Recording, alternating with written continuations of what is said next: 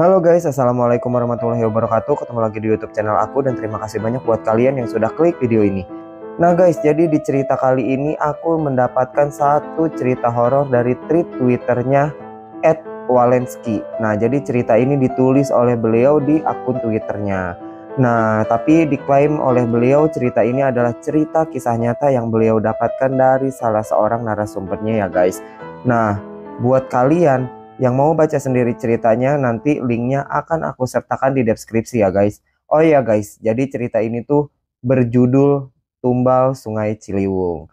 Nah tapi guys, sebelum kita masuk ke alur ceritanya, jangan lupa buat kalian yang belum subscribe, jangan lupa di subscribe, like, share, and comment sebanyak-banyaknya agar aku makin semangat lagi untuk membuat videonya dan aku makin semangat lagi untuk nge-share cerita-cerita horor ke kalian. Oke guys, bagaimana cerita dan kisahnya? Langsung aja kita masuk ke alur ceritanya. Check it out.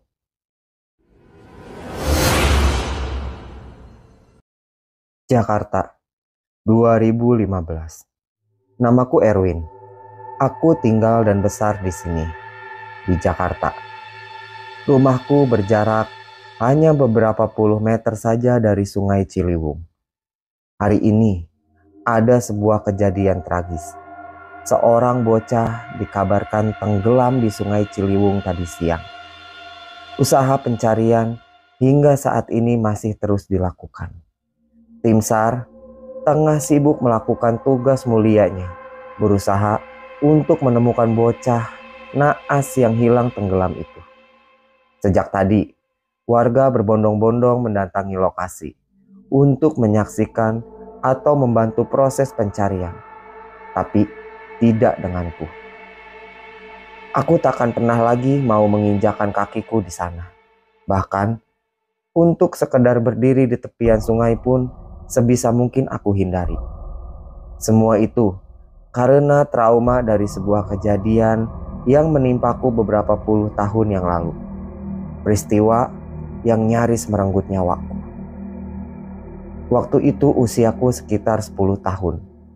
Aku dan teman-teman sebayaku sehari-hari biasa bermain di Sungai Ciliwung dan area di sekitarnya. Kondisi Sungai Ciliwung saat itu masih lumayan, tidak terlalu kotor dan keruh seperti saat ini. Hampir setiap anak mahir berenang karena belajar langsung di sungai. Tanpa mentor, tanpa instruktur, dan semua serba otodidak. Bahkan kami bisa melakukan semacam aksi petualangan yang menarik. Kami sering beramai-ramai menyusuri sungai dengan menggunakan rakit yang kami buat sendiri dari gedebong pisang atau batang pohon pisang. Sensasinya sungguh luar biasa. Petualangan menyusuri sungai itu biasa kami lakukan ketika hari libur sekolah. Hal semacam itu tentu saja dilarang oleh orang tua kami. Namun, kami tetap melakukannya secara diam-diam. Aku masih ingat, hari itu hari Minggu. Hari yang sudah kami tunggu-tunggu, karena hari itu kami semua berencana untuk melakukan petualangan favorit kami. Sekitar jam 9 pagi, kami semua sudah berkumpul di tempat biasa. Jumlah kami saat itu ada sekitar 10 orang. Sekedar penjelasan singkat. Teknik melakukan susur sungai yang kami lakukan waktu itu sangatlah sederhana. Terlebih dahulu, kami akan berjalan kaki jauh ke arah hulu. Lalu membuat rakit di sana. Kemudian bersama-sama hanyut mengikuti arus sungai ke hilir hingga sampai ke tempat kami. Sangat menyenangkan bukan? Singkat cerita, akhirnya kami tiba di area hulu. Sebuah daerah tepian sungai yang banyak ditumbuhi pohon pisang. Tanpa membuang waktu, kami pun segera membuat rakit yang nantinya akan kami gunakan untuk menyusuri sungai. Bentuk rakitnya sangat variatif. Bisa untuk kapasitas 1 orang, 2 orang, bahkan bisa sampai 4 orang dalam satu rakit. Waktu itu, aku dan temanku yang bernama Nurul sepakat untuk membuat rakit yang nantinya akan kami gunakan berdua. Setelah beberapa lama, akhirnya semua rakit kami pun telah siap. Sebuah petualangan seru akan segera dimulai. Mulai dari tempat itu, kami semua menaiki rakit kami masing-masing. Kami mulai hanyut mengikuti arus sungai menuju ke tempat kami, bak petualang sejati. Perjalanan yang ditempuh biasanya memakan waktu sekitar 1 jam, bahkan bisa lebih. Dalam perjalanan, biasanya kami akan singgah di beberapa lokasi, terutama area tepian sungai yang banyak ditumbuhi umbi-umbi dan talas liar. Lumayan untuk dibakar setibanya di markas kami nanti. Saking seringnya kami melakukan hal tersebut, sampai-sampai kami hafal semua tempat yang biasa kami singgahi. Singkat cerita, perjalanan kami telah sampai separuh jalan. Saat itu, kami baru tiba di satu lokasi yang arah sungainya sedikit menikung. Di situ juga termasuk tempat harta karun, di mana tepian sungainya banyak ditumbuhi tanaman singkong dan talas liar. Tapi kami semua tidak pernah menduga kalau di situ kami akan mengalami suatu peristiwa naas yang takkan pernah bisa kami lupakan seumur hidup. Di situ juga seluruh rakit kami bersandar sejenak di tepian untuk mengumpulkan singkong dan talas yang bakal kami bawa. Setelah merasa cukup, kami pun kembali melanjutkan perjalanan. Satu persatu, rakit pun mulai lanjut bergerak. Kebetulan, rakit yang ditumpangi bersama Nurul berada di urutan paling belakang. Tapi, baru saja rakit kami dorong ke tengah, tiba-tiba Nurul teringat pisau kecil yang tertinggal. "Yah, Win, pisauku ketinggalan. Kamu lanjut dulu deh. Aku berenang saja balik ke tempat tadi," ucap Nurul waktu itu. Lalu, Nurul pun turun dari rakit, kemudian mulai berenang menuju ke tepian. Tapi, baru beberapa kayu saja, tiba-tiba Nurul tenggelam. Kepalanya nampak timbul tenggelam. Dengan kedua tangannya berusaha menggapai-gapai. Aku yang duduk di atas rakit mengira kalau saat itu Nurul sedang bercanda. Aku hanya tertawa sebentar, kemudian menyuruhnya segera menyudahi aksi konyolnya itu. "Udah, jangan bercanda. Kita sudah ketinggalan sama yang lain. Cepetan!" teriakku gusar. Tapi kemudian Nurul tak pernah muncul lagi. Sesaat kutunggu dengan rasa kesal. Tapi dia benar-benar tidak pernah muncul kembali ke permukaan. Aku mulai khawatir karena tak mungkin Nurul sanggup menyelam selama itu.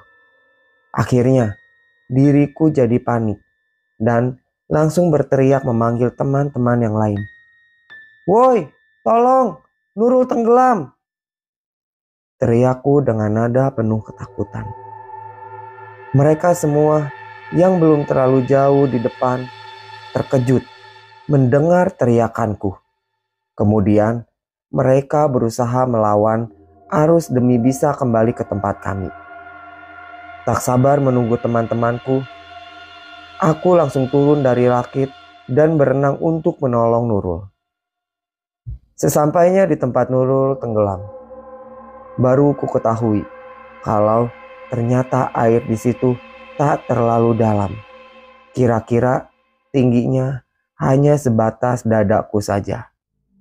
Tapi inilah yang aneh dan mengerikan. Beberapa saat ketika aku berdiri meminjakan kaki, Tiba-tiba, dasar sungai tempatku berpijak seperti amblas. Aku panik. Setiap kali aku mencoba berpijak, selalu saja dasar sungai itu kembali amblas. Dan terasa seperti ada sesuatu yang menarikku masuk ke dalam sebuah lubang. Akhirnya, aku mengalami situasi yang sama seperti Nurul tadi. Aku tenggelam di sungai yang tingginya cuma sebatas dadaku saja. Aku berontak, menggapai-gapai, berusaha untuk naik ke permukaan sebisanya. Tapi sia-sia. Tenaga dari tarikan itu begitu kuat menarikku masuk ke dasar sungai. Tapi di saat aku mulai kehilangan kesadaran, tiba-tiba ada tangan yang menjambak rambutku dan menarikku naik ke permukaan air.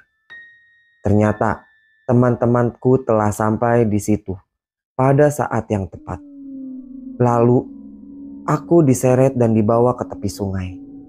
Tapi malang, Nurul yang lebih dulu tenggelam tak berhasil mereka temukan. Setengah mati mereka berusaha mencari, menyelam, berteriak, dan memanggil. Tapi semua itu sia-sia. Akhirnya warga sekitar pun geger. Aku dibawa ke salah satu rumah warga untuk mendapatkan pertolongan. Sementara warga yang lain langsung turun ke sungai beramai-ramai untuk mencari Nurul. Sebentar saja, lokasi tersebut menjadi ramai. Warga makin banyak berdatangan untuk ikut mencari dengan berbagai macam cara dan alat bantu seadanya. Tapi hingga sore ini, Nurul tak juga bisa ditemukan. Dia bagai hilang di telan air. Kedua orang tua Nurul yang telah dihubungi ikut hadir di situ. Mereka nampak sedih dan khawatir. Hingga akhirnya tim SAR pun tiba. Dengan peralatan yang lebih memadai, mereka berusaha mencari dengan radius yang lebih luas lagi. Pencarian terus dilakukan sampai tengah malam. Mereka mencari secara bergantian. Beberapa orang nampak mulai kelelahan. Dengan diterangi lampu-lampu bantuan, perahu karet sibuk hilir mudik menyusuri sungai. Dibarengi dengan sejumlah penyelam yang terus menjelajah dasar sungai. Tapi hasilnya tetap sama, nihil. Akhirnya, sekitar pukul 02.00 dini hari, pencarian untuk sementara dihentikan.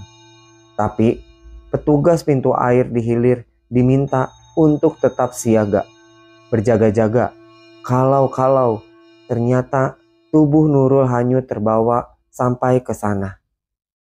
Singkat cerita, keesokan harinya, sejak pagi-pagi sekali, pencarian pun kembali dilanjutkan. Tapi sama seperti kemarin, hingga sore hari tetap tak mampu membuahkan hasil. Para pencari pun mulai putus asa. Hingga akhirnya datang seorang kakek tua yang mengaku sebagai sesepuh di daerah itu. Dia mengatakan bahwa jenazah Nurul disembunyikan oleh makhluk halus penunggu sungai. Dia berkata kalau lokasi tersebut ada penunggunya dan sering menampakkan diri dengan wujud seekor buaya putih. Dia juga bilang, kalau ingin jenazah Nurul segera ditemukan, kami harus memberikan semacam sesaji sebagai persembahan untuk dilarung di sungai. Akhirnya, kedua orang tua Nurul memutuskan untuk mengikuti saran kakek tua itu. Saat itu juga, segera disiapkan sesaji berisikan seekor ayam, beberapa butir telur ayam kampung, sesisir pisang, dan kembang 7 rupa yang ditaruh dalam satu wadah besar. Kemudian, sesaji yang telah disusun sedemikian rupa itu dihanyutkan ke tengah-tengah sungai, persis di mana lokasi Nurul tenggelam.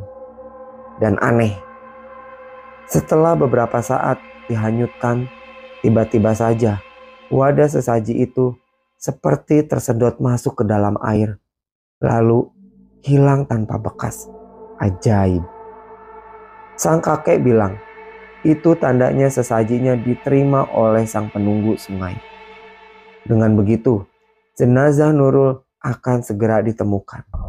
Dan benar saja, keesokan harinya, pagi-pagi sekali, jenazah Nurul akhirnya ditemukan. Jasadnya tiba-tiba saja muncul dengan sendirinya, tepat di titik lokasi di mana anak itu tenggelam. Padahal sebelumnya di situ sudah berkali-kali dilakukan pencarian. Bahkan sampai menyelam menggunakan alat selam. Tapi ada satu hal yang mengenaskan. Tubuhnya bengkak membiru. Kedua bola matanya hilang, meninggalkan lubang mata yang pucat dan keriput. Yang lebih mengerikan lagi, kepalanya juga berlubang, persis di area ubun-ubun. Semua orang bergidik ngeri. Akhirnya, jenazah Nurul segera dibawa pulang untuk diurus dan dimakamkan. Kini, 10 tahun berlalu. Orang-orang telah melupakan kejadian itu, tapi tidak denganku. Kejadian itu begitu membekas dan menimbulkan trauma yang mendalam. Aku yang nyaris menjadi korban, tak bisa melupakan kengerian saat diriku hampir tenggelam. Pijakan kaki yang selalu amblas, serta tarikan yang kuat memaksaku masuk ke dalam air. Semua itu takkan bisa kulupakan seumur hidup. Kini, meskipun sungai Ciliwung telah banyak berubah, makin kotor, sempit, dan dangkal, terdesak oleh perkembangan zaman, tapi aku yakin sang penunggu masih ada di sana. Nah, oke guys, jadi ceritanya tamat sampai di sini ya guys. Ceritanya sih keren ya guys, jujur aku akuin ceritanya nih keren, tapi ceritanya juga sangat mengenaskan sih. Dan semoga untuk kalian semua yang sudah memiliki anak, kalian bisa mengambil hikmah atau sisi positif di balik cerita ini ya guys, agar kalian atau kita semua bisa lebih mengawasi gerak-gerik dan cara bermainnya anak-anak kita. Oke guys, sekali lagi aku ingetin buat kalian yang mau baca langsung ceritanya, nanti linknya akan aku siapkan atau aku simpan di deskripsi ya guys. Dan oke guys, semoga kalian suka dengan ceritanya, tapi jangan lupa buat kalian yang suka dengan cerita dan videonya, jangan lupa di like, subscribe, share, and comment sebanyak-banyaknya, agar aku makin semangat lagi untuk membuat videonya dan aku makin semangat lagi untuk nge-share cerita-cerita horor ke kalian. Oke guys, sampai bertemu di cerita horor yang selanjutnya, and bye-bye.